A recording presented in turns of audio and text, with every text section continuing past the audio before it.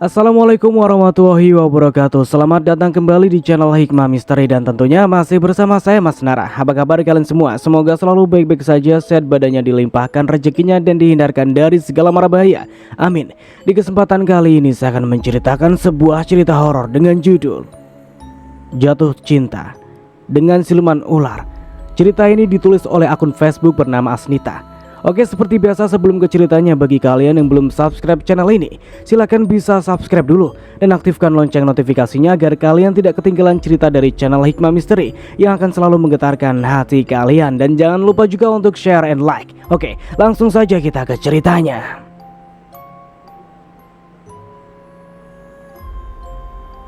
Di sebuah kampung, tinggallah seseorang pemuda tampan yang hidup sederhana. Dia bernama Gilang. Dia tinggal bersama ibunya yang sudah tua, dan pekerjaannya sehari-hari hanya sebagai penjahit saja. Namun pemuda ini sangat sayang pada ibunya. Apapun nasihat ibunya pasti akan dia turuti. Dan biarpun si Gilang umurnya sudah layak untuk menikah, tetapi sampai saat ini belum ada gadis yang mau dengannya. Karena kerjaannya yang sebagai tukang jahit itu. Lagi pula dia adalah seorang pemuda yang pemalu dan alim. Gilang juga jarang bergaul karena dia merasa minder pada teman-temannya. Ingin dia merantau ke kota, tapi apa daya, dia tak tega meninggalkan ibunya sendirian di kampung. Begitulah hari-hari Gilang dihabiskannya dengan menjahit pakaian-pakaian yang ditempah orang padanya. Kadang pendapatannya cukup untuk makan sehari-hari bersama ibunya, tapi terkadang tak ada pendapatan sama sekali. Kalau sedang tak ada jahitan, dia mencari upahan menggarap ladang orang di sawah. Yang penting tetap dapat menyambung hidup mereka berdua. Pada suatu hari di kampung itu, diadakanlah orkes dangdut yang biduannya didatangkan dari kota oleh Kang Dadang. Ya, orang terkaya di kampung itu. Semua orang desa malam itu sangat senang karena dapat tontonan gratis dari biduan-biduan cantik dari kota. Tak ketinggalan Gilang yang malam itu berpamitan pada ibunya untuk ikut melihat orkes dangdut itu. "Mak, aku pamit sebentar ya, cari hiburan di luar," ucap Gilang pada ibunya. "Emang kamu mau kemana, Le?" tanya ibunya. "Itu, Mak, Gilang mau lihat orkes dangdut yang lagi digelar di rumahnya Kang Dadang," ucapnya. "Oh, ya udah, pergilah Nak. Siapa tahu kamu dapat jodoh di sana," ucap ibunya bercanda. "Ah, ibu bisa aja. Emang di sana ada biro jodoh kah?" tanya Gilang sambil tersenyum. "Oh alah Lele, kamu itu sebenarnya sudah layak punya istri. Wong umurmu udah hampir 30 kok," jawab sang ibu lagi. "Iya Mak, Gilang tahu. Tapi siapa Mak yang mau anak Mak yang miskin ini? Siapa yang mau?" ucapnya dengan sedih. "Sabar Le, jodoh itu gak akan kemana," jawab ibunya memberi semangat. "Ya udah deh Mak, Gilang pamit ya," ucapnya sambil mencium tangan ibunya. Dan dia pun buru-buru berangkat karena sudah terdengar dari kejauhan suara musik dangdut yang sangat menghibur itu. "Ya wes, tapi pulangnya jangan terlalu malam ya," pesan ibunya lagi. "Iya Mak," jawabnya sambil berlalu. Dan dengan semangat Gilang pun memacu langkahnya menuju ke rumah Kang Dadang, tetangganya yang kaya itu. Rumahnya terletak persis di ujung kampung di pinggir hutan. Entah kenapa Kang Dadang membuat rumah di situ. Padahal kalau dia mau, dia bisa saja membeli tanah dan membangun rumah di tengah-tengah kampung yang ramai penduduknya. Tapi ya sudahlah, itu kan hak dia, batin Gilang berkata sendiri. Tak berapa lama, sampailah dia di pertunjukan itu. Terlihat orang sudah ramai di sana. Dan di atas pentas terlihatlah seorang biduan cantik dan seksi sedang menyanyi dangdut sambil meliuk-liukkan badannya. Semua mata lelaki yang pada nonton di bawah panggung tak berkedip menatap sang biduan seksi itu. Gilang tak bisa mendekati pentas karena padanya pengunjung. Dia hanya bisa menonton dari kejauhan saja. Karena lelah berdiri, Dia mencoba duduk di bawah sebuah pohon yang rindang yang berjarak beberapa meter dari panggung itu. Namun, saat sedang asiknya duduk di bangku di bawah pohon itu, tiba-tiba ada seorang gadis cantik yang menyapanya. "Akang, bolehkah aku duduk di sini?" Sapanya dengan sopan. Kebetulan bangku yang didudukin Gilang masih lapang sedikit. "Oh iya boleh dek, silakan," ucap Gilang kaget dengan sapaan si gadis cantik tersebut. "Terima kasih ya Kang," ujarnya tersenyum manis. Duh, senyum gadis itu membuat jantung Gilang berdebar tak karuan. Gadis itu sangat cantik sekali. Disinari lampu dari pentas terlihat jelas aura kecantikannya. Bibirnya yang merah alami, hidungnya yang mancung, dengan mata belo dan alis yang tebal. Sungguh sangat memukau Gilang malam itu. "Akang orang sini ya?" Tiba-tiba gadis itu membuka percakapan. Iya dek," ucap Gilang malu-malu. Maklumlah, dia tak pernah duduk sedekat ini dengan seseorang perempuan. Dan dia juga pemuda yang pemalu. "Kenalkan Kang, namaku Dewi," ucapnya mengenalkan diri duluan sambil menyodorkan tangannya untuk bersalaman. Iya, aku Gilang. Namaku Gilang dek," ucapnya salah tingkah sambil membalas uluran tangan Dewi. Terlihat gadis itu tersenyum dan berkata lagi, "Kok Akang sendirian aja di sini? Kok nggak bawa pacarnya?" selidik Dewi sambil memandang Gilang. "Enggak dek, Akang belum punya pacar," ucap Gilang membalas senyuman Dewi. "Oh benarkah? Kok sama ya?" jawabnya lagi sambil tersenyum. "Tapi syukurlah Kang, dengan begitu kan nanti nggak ada yang bakalan marah kalau kita duduk sedekat ini," ucap Dewi lagi. Gilang hanya tersenyum, senang hatinya berbunga-bunga. Iya begitulah awal perkenalan mereka. Mereka terlihat berbincang-bincang sambil sesekali tertawa renyah, sambil tetap menyaksikan pertunjukan dangdut yang masih berjalan. "Kenapa Dek Dewi mau duduk di sini sama Akang? Kan kalau mau adik kan bisa lebih ke depan sana nontonnya, biar lebih jelas lagi dek," tanya Gilang pada Dewi. "Oga Akang, aku nggak mau terlalu dekat-dekat pentas sana. Nanti ada tangan-tangan yang usil menjaliku," ucapnya dengan cemberut. "Lah, emang siapa?" tanya Gilang lagi. "Ada aja lah Kang, namanya di situ banyak laki-laki, mana berdesak-desakan lagi. Kadang tangan mereka sengaja usil menjamah tubuhku, seperti beberapa waktu dulu. Aku pernah nonton orkes dangdut kayak gini juga," ucapnya sambil masih cemberut manja. "Oh begitukah?" tanya Gilang. "Ya sudah, kalau gitu kita tetap duduk di sini aja ya," ucapnya pada gadis itu lagi. Tambah malam pertunjukan itu tambah panas saja. Penyanyinya sudah mulai berani membuka rok pendeknya. Kini yang tersisanya cidinya dan BH saja. Sambil tubuh biduan itu meliuk-liuk menari erotis di atas pentas yang membuat beberapa lelaki yang sudah mabuk pun meringsek naik ke pentas. Hingga pentas itu bergetar hebat karena goyangan orang-orang yang berjoget di atas sana. Dewi memalingkan wajahnya ke samping. Sungguh terlalu mereka," ucapnya dengan sinis. "Kamu kenapa Wi?" tanya Gilang pada gadis itu. "Dewi benci adegan-adegan kayak gituan Kang. Sepertinya harga diri seorang wanita itu tak ada artinya sama sekali ya," ucapnya dengan miris. "Ya sudah, biarin aja lah. Yang penting kan bukan kamu yang begitu," ucap Gilang lagi tersenyum pada Dewi. Namun tak lama, angin mulai bertiup kencang dan hujan pun mulai turunlah dengan derasnya. Petir pun menyambar-nyambar saling bersautan.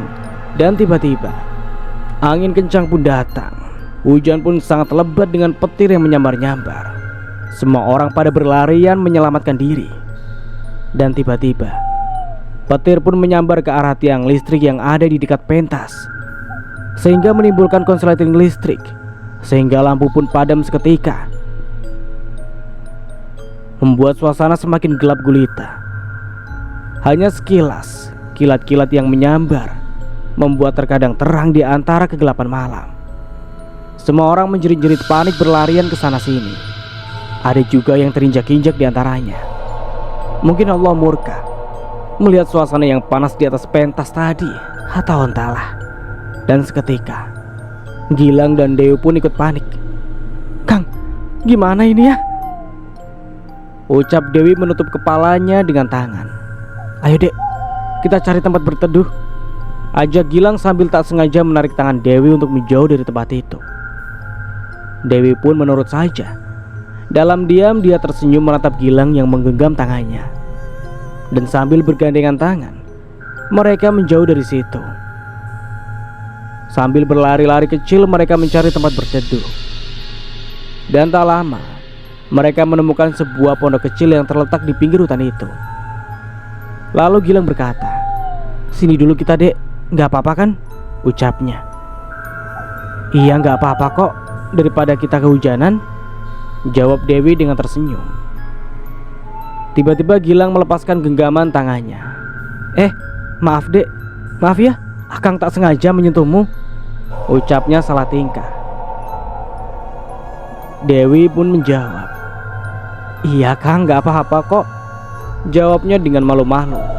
Lalu sambil menunggu hujan reda mereka pun ngobrol. "Rumahmu di mana dek?" tanya Gilang. "Itu Kang, di kampung sebelah," jawab Dewi. "Adik kesini dengan siapa? Kok berani sendirian?" tanya Gilang lagi. "Aku datang bersama temen cewekku Kang, tapi tadi dia mendekat ke pentas. Lalu aku sendirilah di bawah pohon tadi. Untung ada Akang yang menemani," ujarnya tersenyum. "Oh gitu ya. Ngomong-ngomong, adik masih gadis atau sudah berkeluarga?" tanya Gilang. "Maaf ya dek, Akang lancang bertanya," ucapnya tak enak hati. "Tak apa-apa Kang," jawab Dewi, ada kesedihan di matanya. "Sebenarnya aku seorang janda Kang. Suamiku telah meninggal setahun yang lalu," jawabnya dengan polos. "Waduh dek, maafin Akang ya, telah membuatmu sedih. Innalillahi wa inna ilaihi rajiun," ucap Gilang dengan tambah tak enak hati. Dewi memandang Gilang dan berkata, "Gak apa-apa Kang, namanya juga ajal. Siapa yang bisa mengira?" ucapnya lagi. "Kalau Akang sendiri gimana?" tanyanya. "Akang masih lajang dek, belum menikah. Ya siapalah yang mau dengan pemuda miskin seperti Akang ini," ucapnya menunduk. "Akang tak boleh begitu. Mungkin jodoh Akang sudah ada nih di depan mata," ucapnya sambil tersenyum. "Hah? Kamu bisa aja dek," ucap Gilang sambil tertawa kecil. Begitulah mereka terus mengobrol sambil menunggu hujan reda. "Kang, bolehkah Dewi minta tolong?"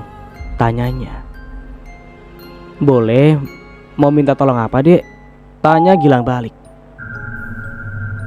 "Dewi mau minta tolong, nanti Akang nganterin pulang ya. Soalnya udah terlalu malam, Dewi takut pulang sendiri Kang," ucapnya dengan cemas. "Oh itu. Ya nanti kalau hujan udah reda, Akang akan antarin adik pulang," ucap Gilang lagi. Dia pun tahu gadis cantik Dewi akan bahaya bila pulang sendirian, apalagi di kampung sebelah yang jalannya melintasi hutan. Dan setelah hujan agak reda, Gilang pun menepati janjinya untuk mengantar Dewi pulang. Namun hari pun telah jauh malam. Hanya masih ada kilat yang sesekali menyambar yang menerangi jalan mereka. "Kang, jalannya jangan cepat-cepat, Dewi takut," ucapnya sambil meraih pergelangan tangan Gilang untuk berpegangan. Karena jalan di hutan itu banyak tunggul-tunggul kayu bekas ditebang orang yang kalau tersandung bisa membuat jatuh. Namun Gilang dengan perlahan melepaskan tangan Dewi. "Maaf dek, kita belum muhrim. Haram hukumnya bila kita berpegangan tangan begini," ucap Gilang tak enak hati. Dia selalu ingat pesan ibunya yang melarang dia menyentuh tubuh wanita yang bukan murimnya. Lalu dia berkata, "Kalau begitu, halalin Dewi lah, Kang. Dewi ingin mempunyai suami seperti Akang yang baik budi begini," ucapnya. Gilang tertawa kecil. "Kamu itu lucu ya. Kita kan baru kenal. Masa udah mau nikah aja sih?" ucapnya sembari tertawa kecil. "Dewi serius, Kang. Lamarlah Dewi pada ayah dan ibu," ucapnya lagi. Gilang memandang Dewi sekilas dan berkata, "Akang orang miskin, Dek. Pendapatan Akang tak jelas. Nanti kamu bisa hidup susah sama Akang," jawabnya. "Dewi akan bantu Akang cari uang. Akang tak susah-susah payah lagi bekerja. Biar Dewi yang nanggung semua keuangan kita nanti," jawabnya dengan mantap. Gilang tertawa sumbang. "Memangnya kamu mau kerja apa?" ucapnya tertawa kecil. "Di mana-mana yang nafkahin istri itu ya suami," ucap Gilang lagi sambil tersenyum. Dewi terdiam sesaat. Lalu dia berhenti melangkah, lalu terdengar dia menangis kecil. Gilang pun bingung. "Loh, kamu kenapa nangis, Dek? Apa Kang ada nyinggung perasaan kamu?" tanyanya. "Apakah karena aku seorang janda, makanya Akang tak mau denganku?" tanyanya sambil terisak-isak sedih. "Aduh, bukan gitu, Dek, bukan. Aduh." Gilang bingung menjelaskannya. "Akang tak punya uang untuk melamarmu. Lagian kita juga baru kenal dan belum ada cinta di antara kita," ucap Gilang lagi. "Kalau masalah itu, Akang tak usah khawatir. Biar Dewi yang nyediain semua kebutuhan Akang. Dan kalau masalah cinta, Dewi udah jatuh cinta pada Akang saat pertama kita bertemu," ucapnya tanpa malu-malu. Gilang tak bisa berkata-kata lagi. Dia pun terdiam cukup lama. Nantilah ya, Akang pikirin dulu. Akang juga belum kenal keluargamu. Begitu juga sebaliknya," ucapnya lagi. Dewi pun cuma mengangguk. Dan makin lama, hutan yang mereka masuki tambah lebat saja.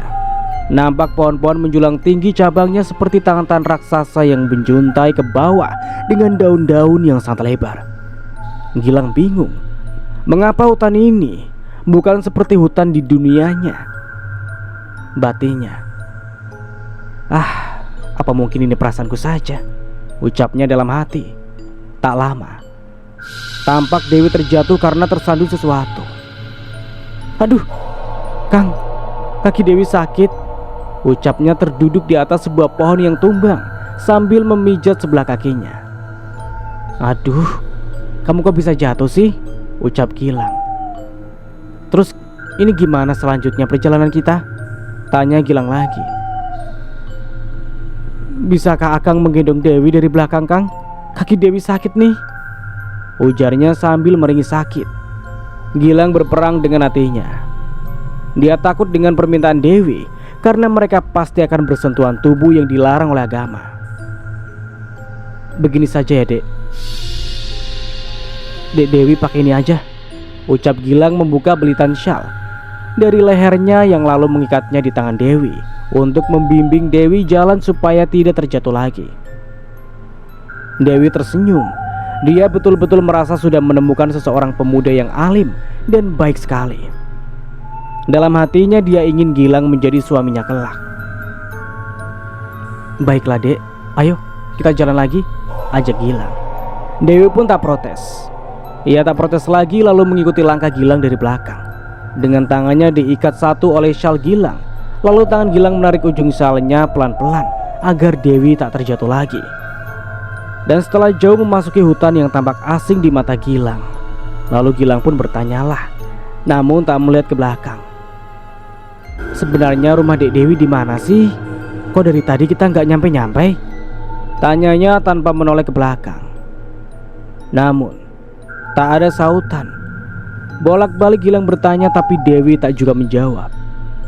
Lalu karena penasaran Gilang pun menoleh ke belakang. Gilang menjerit spontan mencampakkan syalnya yang tadi dipegangnya dan berteriak, "Ular! Ih, ih, ada ular besar!" ujarnya ketakutan. Lalu dia lari terpontang-panting tanpa menghiraukan jalan yang ada di depannya lagi. Yang di belakang Gilang kini melingkar seekor ular kobra yang besar dengan kepala berdiri tegak dengan sebuah syal yang melilit di lehernya. Gilang pun lari tak tentu arah sehingga dia menabrak pohon besar karena gelap dan seketika Gilang pun pingsan. Ular yang dilihat Gilang adalah ular yang sangat besar sekali seukuran guling. Apalagi itu adalah ular kobra yang bisanya sangat mematikan. Makanya Gilang sangat ketakutan sekali hingga lari tak tentu arah dan akhirnya menabrak pohon hingga dia pun pingsan. Dan ternyata ular itu adalah jelmaan dari Dewi, yang ternyata dia adalah seorang siluman ular yang apabila ada orang yang menikah dengannya, orang itu akan menjadi kaya raya karena siluman ular itu pandai mencari kekayaan. Setelah Gilang pingsan, lalu ular itu mendekatinya dan berubah menjadi wujud manusia kembali, yaitu Dewi sang siluman ular. Lalu Dewi berkata lirih sambil menangis, "Apa salahku ya Tuhan? Mengapa aku terlahir sebagai siluman ular?" Dia menangis terisak-isak di samping tubuhnya Gilang yang masih pingsan. "Baru melihat sedikit diriku yang asli. Pemuda ini sudah begini. Mana mungkin ada manusia yang mau menikah denganku kalau begini terus?" ucapnya sambil masih menangis pilu. "Tuhan, tolonglah rubah takdirku menjadi manusia kembali seutuhnya. Aku tak sanggup hidup begini terus," ratapnya dalam kesedihan yang mendalam. Tiba-tiba di belakang Dewi ada seseorang yang menepuk-nepuk pundaknya dan berkata, "Sabar ya anakku. Suatu saat kau pasti bisa menjadi manusia lagi seutuhnya bila kau telah menemukan cinta sejatimu," ucapnya. Dewi lalu melihat ke belakang punggungnya lalu dia berteriak, "Bopo!" Lalu dia memeluk orang tua itu. Ternyata itu adalah ayahnya Dewi yang datang. "Sudahlah nak, ayo mari kita pulang. Sebentar lagi akan siang," ucapnya. "Tapi bagaimana dengan Gilang, Bopo? Dia pingsan," ucapnya. "Siapa Gilang?" tanya ayahnya lagi. "Pemuda ini bernama Gilang, Bopo. Dia adalah pemuda yang baik. Dia tadi bermaksud mengantarkan Dewi pulang, tapi karena dia melihat wujud Dewi sebagai ular besar, dia ketakutan dan berlari hingga menabrak pohon dan pingsan, Bopo," ujar Dewi menjelaskan. Begitukah? Apa kamu menyukainya, nak?" tanya ayahnya lagi. "Iya, Bopo. Aku mencintainya meski baru bertemu. Tapi hatiku berkata, dia adalah seorang pemuda yang sopan dan baik," ujar Dewi menjelaskan. "Tapi nak, kita ini adalah sebangsa siluman ular. Apakah kamu yakin dia akan bisa menerima kehadiran kita nantinya di kehidupannya?" tanya ayahnya dengan cemas. "Sebaiknya kita tak usah memberitahu siapa kita sebenarnya, Bopo.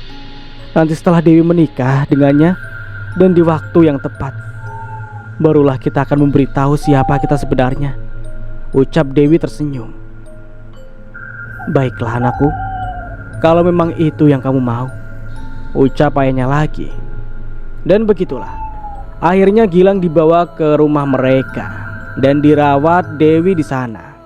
2 hari Gilang pingsan dan pada hari yang ketiga dia pun siuman. "Aduh,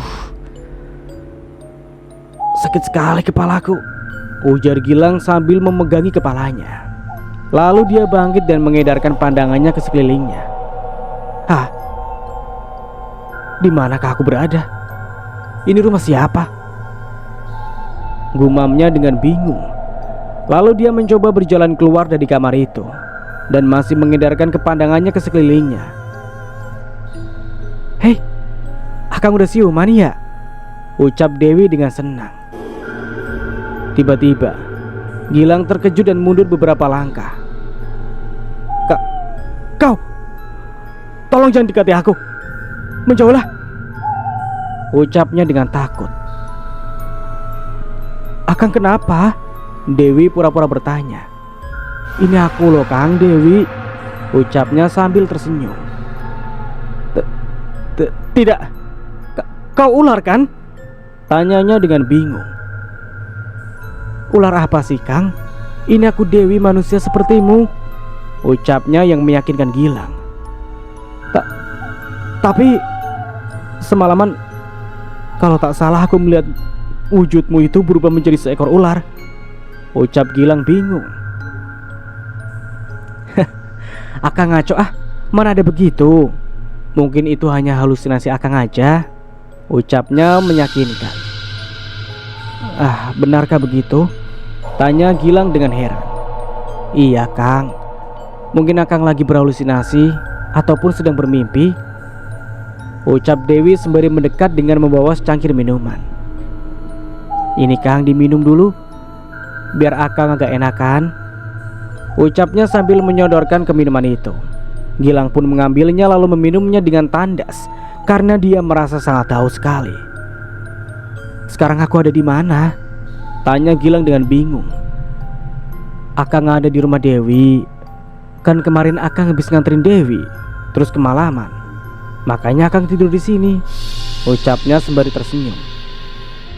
Oh begitu ya, jawabnya mulai tenang. Tak lama masuklah seorang lelaki setengah umur dan seorang perempuan setengah baya. Mereka adalah orang tua Dewi. Nak, sudah bangun ya? Ucap ayah Dewi. Iya pak. Bapak dan ibu ini siapa ya? Tanya Gilang. Oh, kami adalah orang tua Dewi nak, ucap lelaki itu dengan ramah.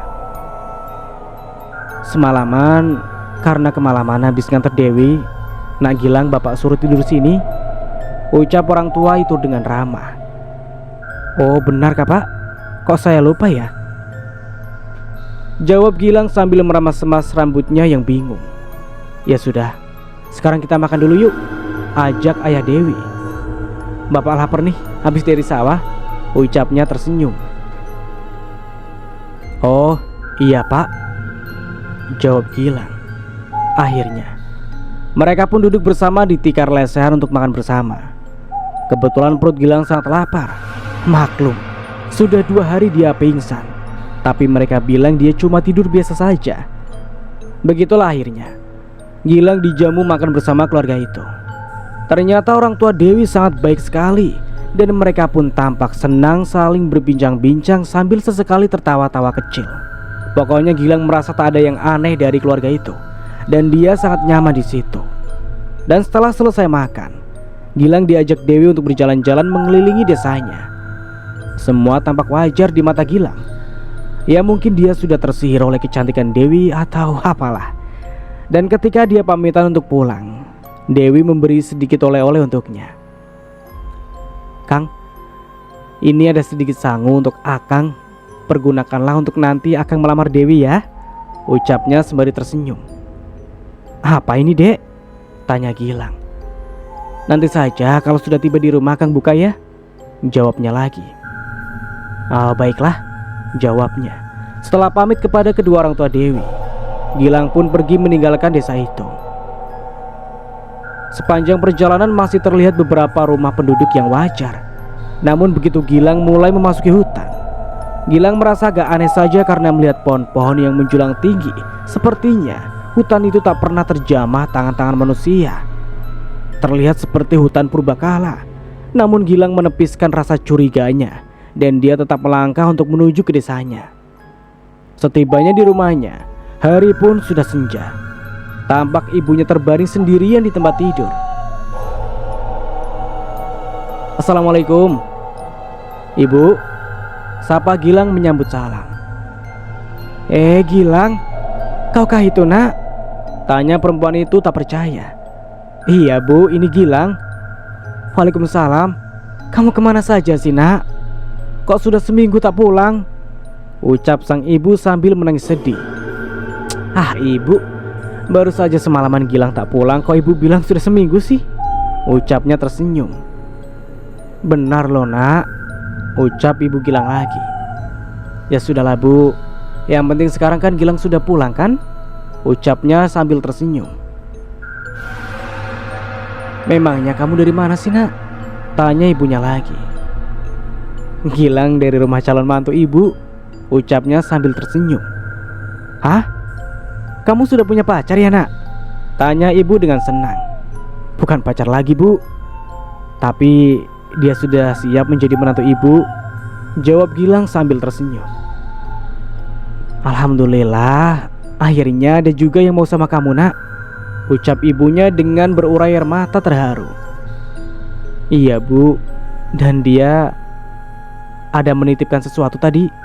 Katanya sih buat lamaran. Tapi apa ya?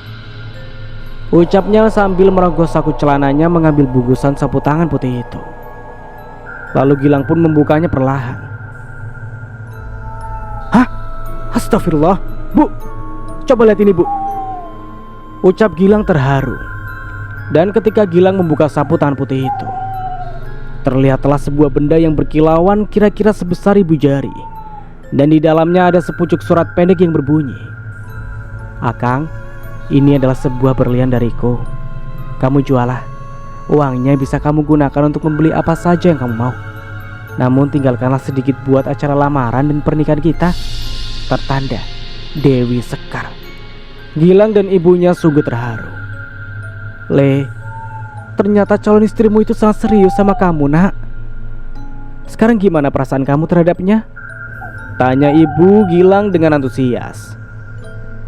Sebenarnya Gilang juga sudah jatuh cinta padanya bu, waktu pertama kali bertemu. Tapi Gilang sadar siapa Gilang. Jadi Gilang coba buang perasaan cinta ini padanya. Tapi ternyata dia sangat serius dengan Gilang bu, jawabnya lagi. Ya wes le, sekarang kalau kamu emang jatuh cinta padanya juga, pergilah ke kota dan jualah berlian ini. Lalu kamu beli apa-apa saja keperluan kita. Lalu tinggalkan uangnya sedikit buat acara lamaran dan pernikahanmu ke depan dengan si Dewi itu. Ibu sangat setuju le. Ibu ingin kamu hidup senang, gak susah lagi kayak sekarang, ucap ibunya ikut senang. Baiklah, kalau ibu merestui Gilang menikah dengan Dewi, Gilang akan lakukan apa yang ibu mau, ucapnya lagi. Dan begitulah, keesokan harinya Gilang pergi ke kota untuk menjual berlian itu. Dan setelah uangnya cair, lalu Gilang pun membeli sebuah sepeda motor untuk kendaraannya ke depan.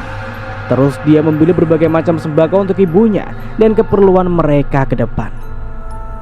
Karena harga berlian itu ternyata sangat mahal, maka uangnya sebagian dimasukkan Gilang ke sebuah bank untuk simpanannya kelak.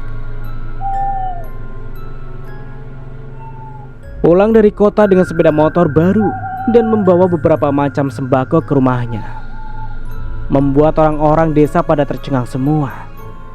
Mereka heran dari mana Gilang mendapatkan uang sebanyak itu.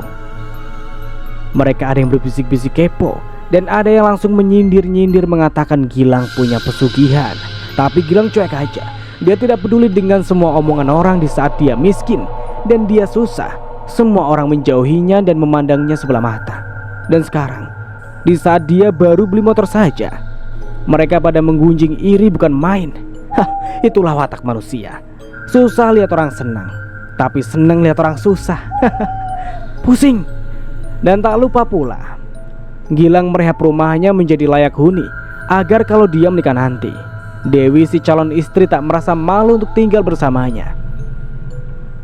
Dan begitulah, setelah semuanya selesai, Gilang pun melamar Dewi. Dan beberapa hari kemudian, mereka pun menikahlah dengan cara acara yang lumayan besar. Semua orang sekampung diundang Gilang, termasuk Kang Dadang, orang terkaya di desa itu. Namun melihat Gilang sekarang menjadi kaya juga, timbul rasa iri di hatinya. Kenapa Gilang bisa jadi kaya ya? Tanyanya dalam hati. Apa dia juga ikut pesugihan siluman ular seperti aku? Batinnya lagi. Sebenarnya Kang Dadang bisa kaya raya itu karena dia memuja siluman ular yang tak lain adalah teman si Dewi yang bernama Nyi Rosmala. Yang waktu Dewi nonton orkes dangdut dulu di tempat Kang Dadang, dia datang bersama istri gaib Kang Dadang. Tapi karena si Rosmala menemui Kang Dadang, makanya Dewi ditinggalkannya sendiri di bawah pohon itu. Dan itulah yang membuat Dewi bertemu Gilang untuk pertama kalinya. Namun bedanya di sini, Gilang tak tahu kalau sebenarnya Dewi adalah siluman ular, dan Gilang tak memujanya. Tapi Dewi sendiri yang jatuh cinta pada Gilang dan meminta Gilang menjadi suaminya. Sangat jauh berbeda dengan Kang Dadang yang memuja dan menikahi Nyi Rosmala hanya karena harta dan kekayaan semata. Dan setelah pesta pernikahan Gilang dan Dewi selesai, semua orang merasa senang karena jamuan di pesta Gilang bukan main mewahnya. Juga ada orkes dangdutnya. Hanya saja pakaian biduannya diminta Dewi dan Gilang supaya sopan, biar jangan menimbulkan kerusuhan. Dan setibanya malam pertama, Gilang sungguh-sungguh merasa canggung. Sebab selama ini dia belum pernah menyentuh kulit wanita, apalagi sampai meniduri wanita. Dan malam itu dia melihat istrinya Dewi sudah membuka baju pengantinnya. Kini tinggallah pakaian tidurnya yang tipis transparan saja yang dipakai istrinya. "Kang, sini tidur di sampingku." "Kok Akang tidur di bawah sih?" ujar Dewi dengan manja. Itu dek, Akang kegerahan," ucapnya berbohong. Padahal hatinya sungguh dagdikduk gak karuan. "Masa sih Kang? Tapi kayaknya suasana malam ini sangat dingin loh," ucap Dewi lagi. Masa sih?" ujar Gilang bingung. Dia memandangi tubuh istrinya yang berbalut pakaian transparan itu, yang membuat tubuhnya bergetar hebat menahan gejolak birahi. Tapi dia pura-pura saja cuek. "Akang, sekarang kita sudah sah sebagai suami istri. Dewi sudah halal untuk Akang kok," ucap istrinya dengan lembut. Iya Akang tahu," ucapnya sambil mulai naik keranjang pengantin. Karena Gilang belum pernah menikah, jadi dia masih bingung harus bagaimana. Maka Dewi lah yang berperan aktif memulai permainan. Dan terjadilah permainan yang kalian bayangkan sendiri di sini. Seperti biasa, Mas Nara tidak akan mencontohkannya. Kalian bayangkan sendirilah bagaimana adegan mereka. Oke, kita lanjut. Tapi sedikit-sedikit tetap Mas Nara bawakan buat kalian semua. Dewi mulai mencium bibir Gilang dengan lembut. Dan dengan ragu-ragu Gilang pun membalas ciuman itu. Dan tanpa sadar, tangannya pun mulai meraba seluruh tubuh istrinya itu. Terdengar desahan Dewi perlahan. Dan begitulah, akhirnya malam pengantin itu berjalan mulus tanpa ada kendala. Mereka sama-sama terbuai oleh gejolak asmara yang halal. Ya, seperti itu. Dan hari-hari selanjutnya, mereka jalani dengan mesra. Kemana-mana selalu berdua, ibarat dunia hanya milik mereka berdua. Yang lain cuma ngekos, bukan kontrak lagi. Bercanda. Ibu Gilang pun sangat senang. Soalnya di samping cantik, Dewi juga pintar masak. Kini semua pekerjaan rumah Dewi lah yang mengerjakan. Dia tak memperbolehkan mertuanya ikut membantu. Dan kini Gilang sudah mulai membuka usaha lain. Dia membuka peternakan ayam potong dan mempekerjakan beberapa orang karyawan. Dan dia juga membeli sebuah mobil pick up untuk mengantarkan ayam-ayam yang siap panen ke kota. Pokoknya hidup Gilang sedikit-sedikit sudah mulai naik. Tidak miskin lagi seperti dulu. Namun itu juga yang membuat beberapa temannya yang menjauhinya dulu menjadi iri. Mereka ingin menghancurkan usahanya yang dirintis Gilang. Seperti hari itu, Udin, Bejo, dan Ramli adalah teman-teman Gilang dulu yang menjauhi Gilang karena Gilang waktu itu miskin. Mereka merencanakan sesuatu untuk membunuh ayam-ayam Gilang yang besoknya siap dipanen untuk diantar ke kota. Dan malam itu terlihatlah mereka bertiga mengendap-endap di belakang peternakan ayam Gilang. Cepat Din, kau masukkan serbuk racun ini ke dalam makanan ayam-ayam itu, ucap Bejo kepada si Udin temannya. Sementara si Ramli mengawasi para pekerja Gilang yang terkantuk-kantuk di pinggir kandang. Iya udah, sini serbuknya, jawab Udin lagi. Nih, ambil yang seplastik ini, kau masukkan ke dalam minuman ayam-ayam itu ya, ucapnya sambil berbisik. Tampak Udin mengacungkan jempolnya, tanda setuju. Namun tiba-tiba, aduh, seru Udin kesakitan. Aduh, tolong, ucapnya kesakitan. Nyai Rosmala menggeleng-gelengkan kepalanya. Berat, Dang. Aku tak bisa menolongmu. Kau carilah orang lain saja, ucapnya. Kenapa, Nyai? Bukankah Nyai orang yang sakti? Ucap Dadang lagi. Bukan karena itu, Dang. Tapi karena si Gilang ini ada yang melindungi, yaitu istri gaibnya, ujar Nyai lagi. Oh, benarkah? Tanya Dadang. Apakah dia memakai pesugihan juga seperti aku, Nyai? Tanya Dadang lagi. Aku tak tahu itu. Tapi begitulah penglihatanku. Dan yang parahnya lagi, orang yang melindunginya adalah adik seperguruanku sendiri. Namanya Dewi Sekar, jawab Nyai. Jadi sampai kapanpun aku tak akan bisa menolongmu, karena aku tak mau menjadi musuh adikku sendiri, apalagi sampai membunuhnya, tegas Nyai Rosmala.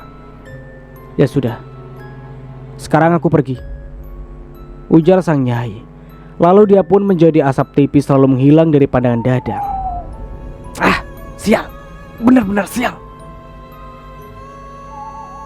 ucap Kang Dadang sambil meremas-remas rambutnya. Lihat saja, aku akan cari dukun saja untuk menghancurkan si Gilang itu. Tunggu saja. Ucapnya tertawa senang. Sementara itu, di kediaman Gilang, tampak Dewi lagi duduk berdua di teras pagi dengan suaminya. Kang, bagaimana usaha kita? Apakah lancar? Tanya Dewi pada suaminya. Alhamdulillah, Dek, semuanya lancar. Malah rencananya Akang mau menambah omset penjualan kita ke daerah lain karena banyak permintaan, ucap Gilang. Oh, syukurlah, ujar Dewi tersenyum. Tak lama, ibunya Gilang pun datang dan nimbrung ngobrol bersama anak dan menantunya. Bi, hari ini ibu ingin kamu masakin pepes ikan, bisa kan? Tanya ibu mertuanya pada Dewi. Oh, tentu saja, Bu. Biar nanti Dewi ke pasar dulu ya, sekalian mau belanja keperluan dapur. Udah mulai pada habis tuh, jawab Dewi dengan tersenyum. Akang ngantarin ya, Dek. Nanti kamu kepayahan kalau sendirian bawa banyak barang belanjaan itu, ucap Gilang. Dengan senang hati suamiku, jawab Dewi dengan manja. Dan mereka pun tertawa bersama di pagi yang cerah itu. Dan begitulah, pagi itu mereka pun berangkat ke pasar tradisional di kota.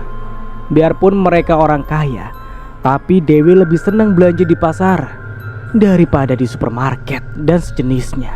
Karena dia merasa adalah wanita sederhana dan tak pernah merasa gengsi untuk berjalan di lorong-lorong pasar yang terkadang becek dan sempit begitu.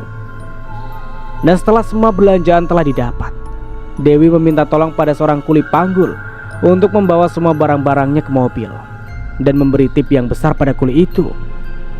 Kuli itu tak henti-hentinya mengucapkan terima kasih kepada Dewi, yang dibalas Dewi dengan senyuman.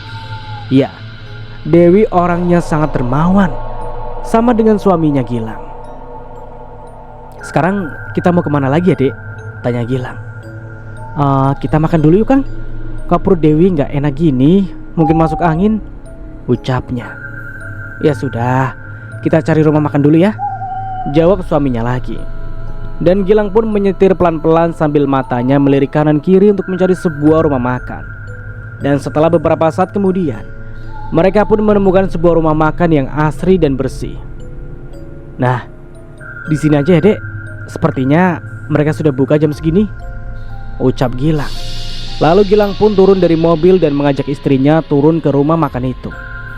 Lalu mereka pun mencari tempat duduk yang nyaman sambil memesan beberapa menu makanan. Setelah makanan terhidang di meja, mulailah mereka makan.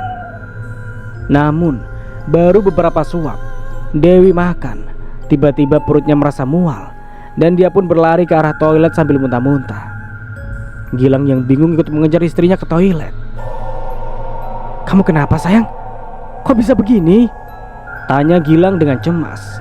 Lalu dia mulai memijat-mijat tengkuk Dewi agar wanita itu merasa enakan. Entahlah, aku juga gak tahu, Kang. Sudah beberapa hari ini Dewi mual terus dan pusing-pusing, jawabnya. Ya sudah, habis dari sini kita ke dokter ya, biar diperiksa. Akang takut terjadi apa-apa padamu, sayang, ucap Gilang sambil mencium kening Dewi dengan cemas. Dewi hanya mengangguk. Lalu setelah dari rumah makan itu, mereka pun singgah di sebuah rumah sakit. Mumpung di kota, Gilang akan memeriksakan kesehatan istrinya itu. Dia sangat takut terjadi apa-apa pada istri tercintanya itu. Dan ketika nama Dewi dipanggil untuk diperiksa, Gilang terlihat sangat cemas. Namun dia hanya bisa berdoa semoga saja tidak terjadi apa-apa pada kesehatan istrinya. Dan beberapa saat kemudian, seorang perawat memanggil Gilang untuk menghadap ke dokter karena ada yang mau disampaikan dokter itu padanya. "Permisi dok, apakah dokter memanggil saya?" tanyanya setelah masuk di ruangan itu. "Oh iya Pak Gilang, mari silakan duduk," ujar sang dokter tersenyum ramah. "Sebenarnya istri saya sakit apa ya Bu?" tanya Gilang dengan cemas. Dokter itu tersenyum lalu berkata, "Bapak tak usah cemas Pak, istri Bapak tak sakit apa-apa kok. Hanya bawaan bayi saja." Maksud dokter apa?" tanya Gilang dengan bingung. "Selamat ya Pak, istri Bapak sedang hamil 4 minggu, jadi tolong dijaga kesehatannya," ucap dokter itu sembari tersenyum. Apa? Benarkah dok?" "Alhamdulillah ya Allah," ucap Gilang senang sekali. Dia berjingkrak-jingkrak kesenangan. "Aku akan menjadi seorang ayah, yes!" ucapnya seperti anak kecil yang kesenangan karena mendapatkan hadiah. Maklumlah, ini adalah anak pertama mereka. Dokter itu pun ikut tersenyum. "Saya boleh bertemu istri saya dok?" tanya Gilang dengan semangat. "Silakan Pak," jawab dokter. Gilang pun masuk ke ruangan periksa dan menemukan Dewi yang tersenyum lemah di sana. "Sayang, terima kasih ya, kita akan mempunyai seorang bayi yang..." ucapnya tersenyum senang. "Iya Kang, tadi dokter udah kasih tahu Dewi kok," ucap Dewi ikut tersenyum. "Ibu pasti senang mendengar kabar ini nanti sayang," ucap Gilang sambil menggenggam tangan Dewi. Mereka pun sama-sama tersenyum senang. Siapa ya kira-kira nanti namanya ya yang?" ujar Gilang dengan mata berbinar-binar. "Ih Akang, masih jauh atuh lahirannya," ucap Dewi. "Lagian kita kan belum tahu jenis kelaminnya," ucap Dewi tersenyum. Lalu Gilang membisikkan kata-kata ke perut Dewi sambil mengelusnya. "Dedek sayang, ini ayah nak. Terima kasih kamu sudah hadir di kehidupan ayah dan ibu ya. Kamu baik-baik di sana. Jangan bikin ibu muntah-muntah terus. Kasihan loh ibumu," ucapnya pada perut Dewi sambil mengelus-ngelusnya dan tersenyum. "Ih Akang, malu tuh dilihat perawat," ucap Dewi menutup mulutnya sambil tertawa. "Ih biarinlah, namanya Akang lagi senang loh sayang," ucapnya sambil mengecup jemari Dewi. "Ya udah Kang, ayo kita pulang yuk. Dewi kan udah janji pada ibu untuk masakin ikan pepesnya.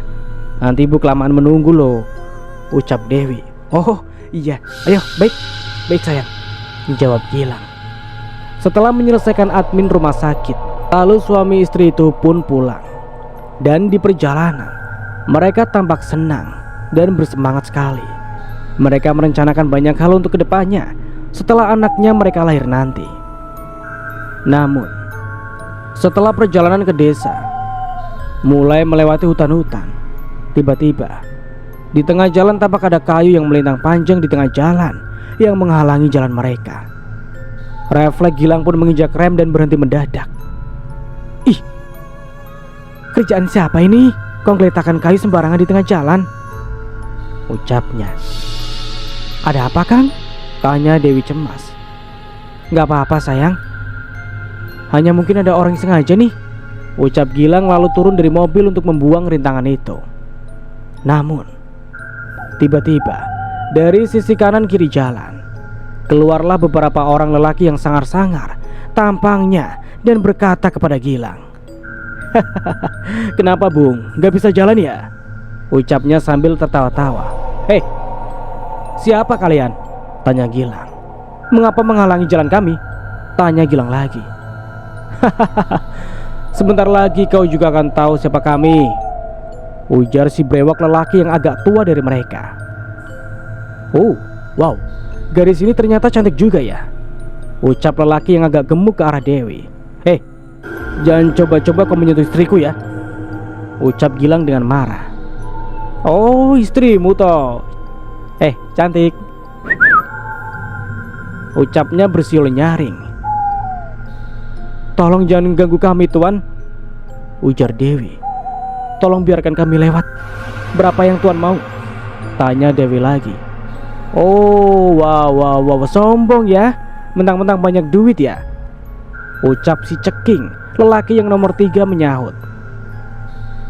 Kalau kami mau tubuhmu bagaimana? Ucap si Brewok menimpali. Tutup mulutmu lelaki biadab, ucap Gilang dengan geram. Jangan kau coba macam-macam pada istriku ya. Kalau kami mau macam-macam, kamu bisa apa, ha?